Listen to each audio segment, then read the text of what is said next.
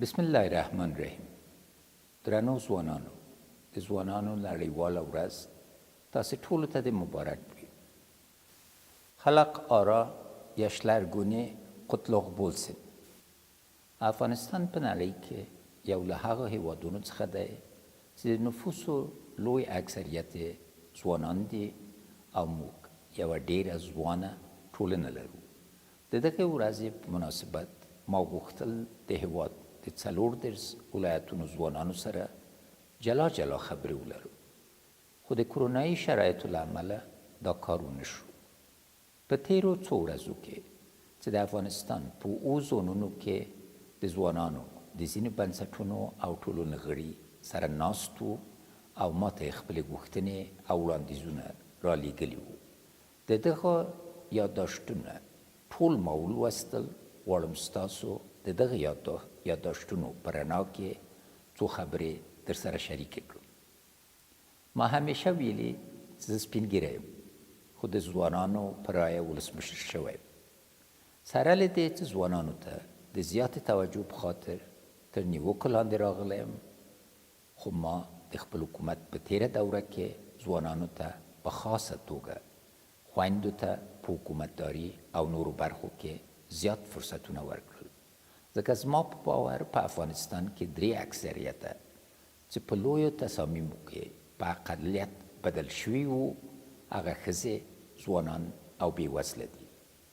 در این دوره حکومت خود میخواهم معینیت جوانان را به ریاست دفتر ریاست جمهوری انتقال دهم و بست دستیار خاص مقام عالی در امور توانمندسازی جوانان به ویژه برای برجسته ساختن نقش زنان را ایجاد نمایم تا از این به بعد جوانان به صورت مستقیم با رئیس جمهور خویش در ارتباط قرار داشته باشند. تا 45 روز دیگر انشالله شورای عالی جوانان ایجاد و اولین جلسه خویش را دایر می نمایند که در آن جوانان به نمایندگی از 34 ولایت افغانستان عضویت خواهند داشت و جهت رسیدگی به تمام امور جوانان فعالیت خواهند نمود. همکاری های شبکه جوانان و زنان در برنامه های ملی که از مدت 3 سال بدین سو انجام دادند و همچنان جریان دارد قابل تقدیر است. به خصوص فعالیت های رضاکارانه اخیر شبکه جوانان که در مبارزه با ویروس کرونا و تشکیل صندوق های وجهی در سطح ولسوالی ها انجام دادند. بر اساس معلومات کمیسیون مستقل اصلاحات اداری و خدمات ملکی 15,000 بسته خالی در سراسر کشور وجود دارد. جوانان که تحصیل کرده و دارای ظرفیت با سپری نمودن امتحان مراحل رسمی کمیسیون اصلاحات اداری احراز بست خواهند نمود. د ځوانانو د نوښتونو د ستایلې او قدرداني په خاطر به د یو حمایوي صندوق جوړ شي، تر څو هغه ځوانان چې نوښتونه او ابتکارات کوي له دې لارې ملاتړ وشي او بیا خپل ابتکاري فعالیت پیل کړي. همدارنګه به هغه ځوانانو ته تحصیلي بورسونه ورکول شي چې د هېواد په ولسوالیو کې 2 کاله د یو ولسوالۍ په ښوونځیو کې تدریس وکړي او ماشومانو ته زده کړې ورکړي.